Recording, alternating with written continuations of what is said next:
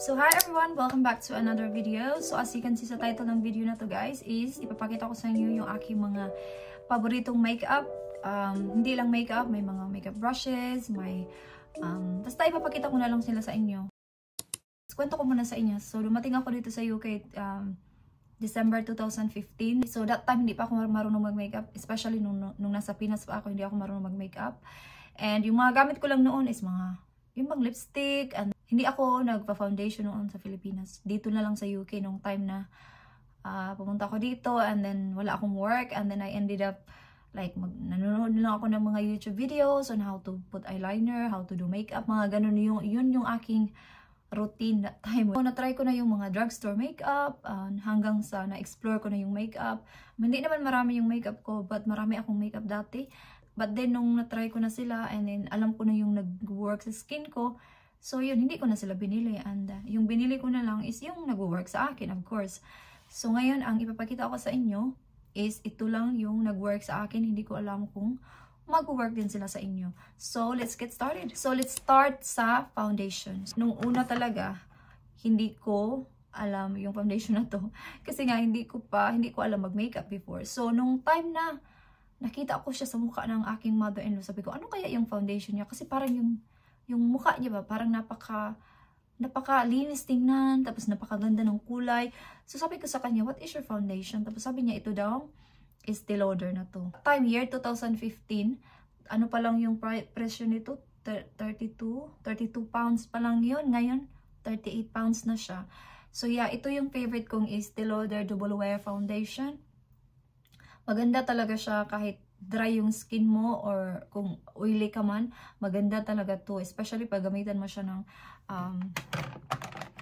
ito, sponge na to. Maganda talaga siya.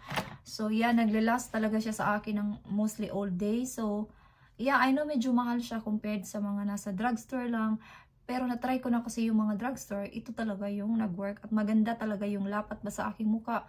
Ito yung ginagamit ko din to sa Pinas. Hindi talaga siya yung bang parang nakikakey looking, like para di ba may mga foundation na pag mainit parang nakikita mo yung mga linya-linya. Ito hindi talaga. So kaya maraming beses na ako nakabili nito, kaya nag-stick na ako dito. Kasi there's no point buying different foundation kung hindi naman talaga na siya nag-work sa akin. So yeah, ito yung Estee Lauder Double Wear. And yung shade ko guys is 3W1 Tony. Ayan, so yan siya. And then, meron akong isa pang favorite na foundation, but hindi ko talaga siya masasabing pinaka-favorite, but isa pa rin siya sa aking favorite kasi ginagamit ko naman siya. So, ito yung Airbrush Flawless ng Charlotte Tilbury. Maganda dito, halos magkaparas lang din sila ng presyo.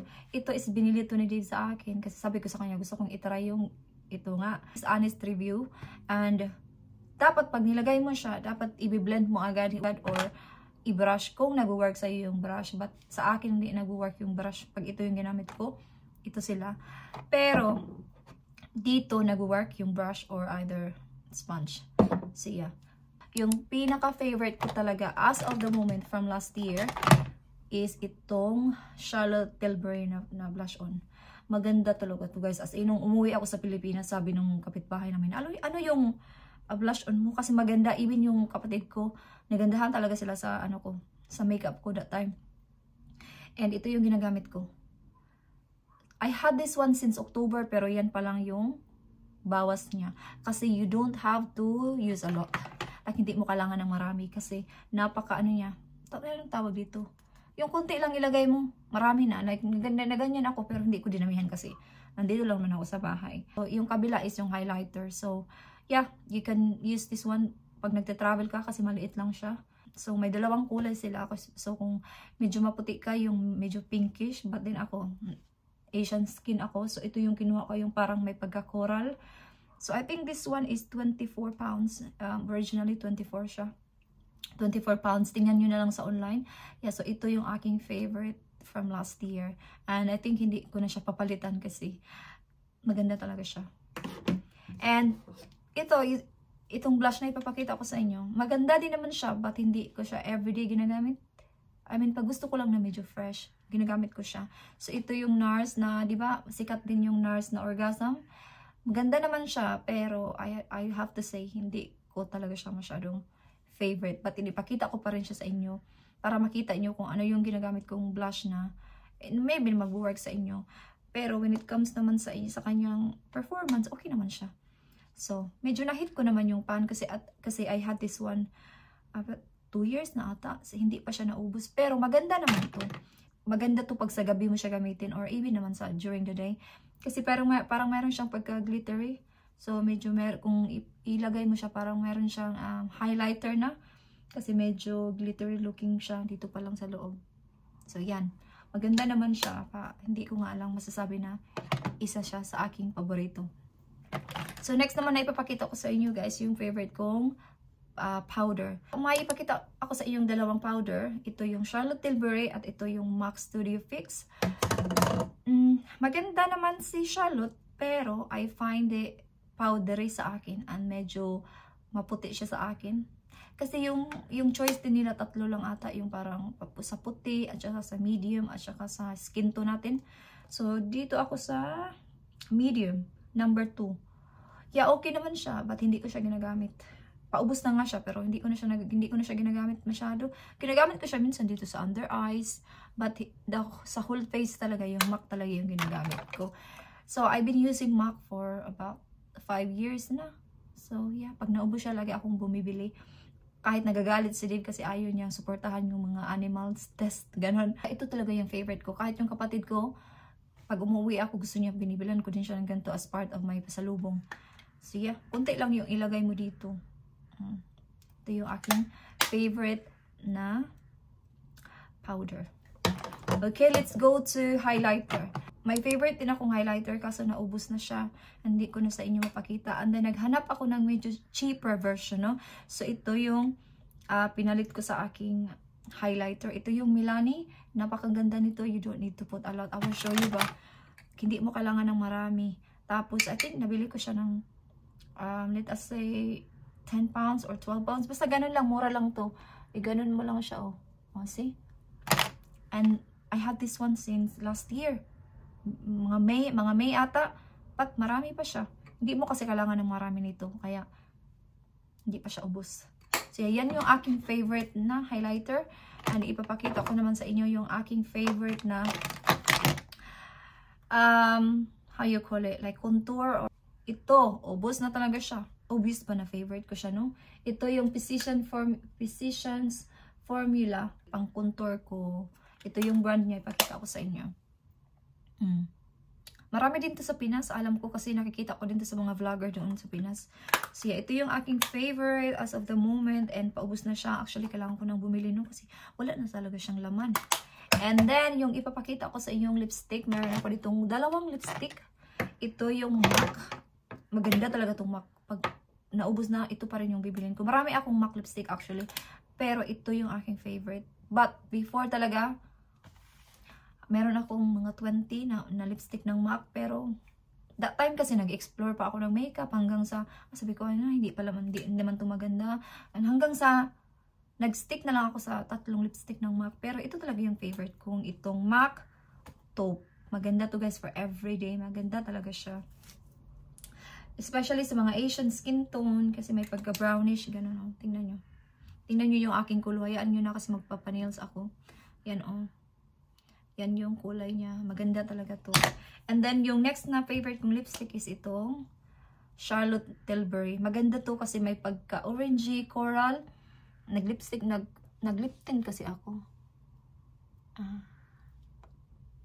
Para basta, maganda siya, especially pag sa sunny weather, maganda siya kasi napaka fresh nilang dalawa. Especially pag itong dalawa yung i-pair mo guys. Itong dalawa na parang may pagka-coral. Ito, perfect silang dalawa. So sa akin namang mascara, ito yung aking favorite, yung Kiko Milano. Marami namang Kiko Milano dito sa UK. Tingnan nyo na lang. I think I got this one for $12.99, parang ganun. Hindi ko masyadong ma-explain kasi mascara lang naman, hindi ako marunong mag-explain. Basta, ito yung favorite ko. Hindi siya masyadong waterproof, hindi din siya masyadong volumized. Kasi ayoko naman yung super volume, no? Kasi for everyday lang naman. So, yan yung aking favorite, yung Kiko Milano. And then, my next favorite, guys, is itong aking pangkilay na pomade. So, ito siya, Anastasia Beverly Hills. And I got this one for about 2 years na siguro. Hindi pa rin siya naubos. Hindi mo talaga siya maubos-ubos kasi you don't need to use a lot. So, yeah, ito yung Anastasia Beverly Hills shade Ebony. Ito yung, yeah, Ebony yung shade na. Yeah, yun, Ebony. And then, of course, itong sponge from Real Techniques. Alam ko naman, alam niyo na to kasi, di ba, matagal na din itong sumikat. And then, sa akin naman mga brushes, guys, yung ipapakita ko sa inyo, medyo, how many brushes? So, ito yung aking ipapakitang mga brush. Ito yung aking favorite na mga brushes. And ito din yung dinadala ko pag nag-holiday ako. So, sa mata, guys, ito yung aking favorite. Itong dalawa. Kahit ito lang yung dalawa yung dalhin ko, okay na ako. Ito yung Zoeva brushes. Ito yung number 228 and then number 227. Ito kasi medyo flat. As you can see, flat. Ito naman, medyo pa round. So, maganda siya to blend. And ito naman, from another brush from Zoeva, is ito naman yung angled na brow line. Mayroon din ako dito yung full size talaga. Ito, bumili din ako ng small version para pag nag-holiday. And ito naman is yung normal lang na nabili ko sa Amazon. Hindi ko na alam kasi medyo matagal na to. Ito yung pang wing liner. Yeah. Ito lang din yung ginagamit ko pag nag-wing liner ako. Kasi para lang naman sila ng effect. And then ito namang Zoeva na to. Ito yung cream cheek brush. Ginagamit ko siya as pang contour or pang powder. Yun yung ginagamit ko. And ito naman guys, from another brush from Zoeva. Ginagamit ko siya dito sa under eye or pang contour sa nose. No? Kasi kailangan natin mag-contour. Yeah, ganun sa under eyes kasi. Kasi konti lang siya. Kasya talaga siya dito sa ano mo. And then ito naman yung aking pang highlighter is from Real Techniques. Matagal na din to, 2015 pa. So ito, ginagamit ko lang siya dyan. Tapos dito sa tapos dito. Yeah. And then meron din ako ditong pang pencil, brow pencil from e.l.f. Mura lang to, 3 pounds lang siya. Pero pag nagmamadali ka at gusto mo lang ng natural na eyebrow, ito yung bilhin mo. I mean, nag-work siya sa akin. Ewan ko kung mag-work siya sa'yo. Pero ito yung e.l.f. na nabibili mo lang sa mga drugstore. Yeah, I got this one for 3 pounds only. Mura na siya, guys. And then, kung nasa Pinas ka naman, and ito yung aking favorite na daily lip tint, Anakay Arcadia Beauty. Pag uuwi ako next time, bibili ako ng another color. So yeah, so far, ito yung aking everyday na ginagamit pag pupunta ako sa work kasi lip tint nga, parang natural looking lang siya ba. Hindi mo naman kailangan ng lipstick talaga. Kung mayroon ka namang lip tint and you're only going to like everyday, gagamitin mo lang naman siya for everyday, lip tint is fine. So yeah, and the next na ipapakita ko sa inyo is ito yung aking favorite eyeshadow. I had this one for mga 2.5 years na. Matagal na pero hindi pa rin siya ubos dahil marami at lahat ng kulay magagamit mo talaga. Yung aking mga paboritong kulay, yung tatlo, ulit-ulit lang yan. So yeah, maganda talaga siya guys kasi lahat naman talaga nagagamit mo. Pero depende kung saan ako pupunta. For everyday, yun lang talagang mga basic colors yung ginagamit ko. Yeah. Napakaganda nito. I-try nyo to kung di ba meron din silang yung parang purple color na may pagka-pinkish. Yun sana yung bibilin ko that time na nagpaplano akong bumili nito. Pero yung gusto ko kasi mga neutral. So yun lang naman yung aking mga paboritong makeups. Siguro kung may nakalimutan man na ako, ipakita ko na lang din siya sa inyo next time. But for now, yun lang yung nag-work sa akin at mga paborito ko. And then maybe after a month, ipapakita ko na naman sa inyo kung meron akong bagong itatry. Oh, sorry. Meron pala akong ipakita sa inyo na concealer. Hindi na ako nagko-concealer lately. Like, matagal na akong hindi nagko-concealer. But nung time na nag-concealer ako, ito yung ginagamit ko. So, ito yung ginagamit kong NARS na concealer. I mean, okay naman siya, no? Hindi ko nga siya naubos kasi hindi na nga ako nagko-concealer. Pero, wala akong maipakita sa inyong favorite concealer kasi hindi naman ako nagko-concealer. So, yeah. Yun lang naman, guys. So, I hope na-enjoy nyo. And please, don't forget to leave comments below kung meron kayong gustong video next time. And, after this is I'm going to work soon. Meron pa kasi akong time. Sabi ko mag-video na lang ako, no? So yeah, so thank you so much guys for watching this video. And I hope to see you guys on my next one. Thank you. Bye-bye!